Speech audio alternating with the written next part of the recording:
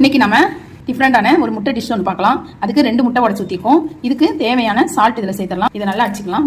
இப்போ நம்ம நல்லா அடிச்சிட்டோம். இப்போ நம்ம பனியார சட்டியில் ஊற்றிருக்கோம். இது நல்லா வேகட்டும் பார்க்கலாம். இதை நாம் இப்போ வெந்திருக்கு, இதை திருப்பி போட்டலாம். இப்படி அழகாக திருப்பி போட்டு இப்போ நீங்கள் இப்படி ஃபுல்லாக வெந்த உடனே திருப்பி போட்டிங்கன்னா ஈஸியாக திருப்பிடலாம். இந்த முட்டை எல்லாமே வெந்துருச்சு.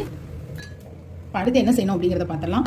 பட்டை சேர்த்துக்கலாம், அன்னாச்சி பூ சேர்த்துக்கலாம், ஒரே ஏலக்காய் சேர்த்துக்கலாம், சின்ன சின்னதாக அரிஞ்ச மிளகாய் சேர்த்துக்கலாம், வெங்காயம். இப்போ இதுக்கு கொஞ்சமாக சால்ட்டு சேர்த்துக்கோங்க, ஏன்னா அதுலேயும் சால்ட்டு சேர்த்துக்கணும். நம்ம எப்படிலையும் இது நல்லா ப்ரௌனாக வதங்கட்டும். இப்போ வதங்கிடுச்சு. ஒரே ஒரு தக்காளி நல்லா வதங்கட்டும். ஒரு அரை ஸ்பூன் நம்ம சாம்பார் பொடி அல்லது குழம்பு மிளகாய் தூள் சேர்த்துக்கோங்க. நம்ம நல்லா ஃப்ரை பண்ணிடுவோம். செஞ்சு வச்சுக்கோம் இல்லையா, டிஃப்ரெண்ட்டான முட்டை ரெடி ஆயிடுச்சு.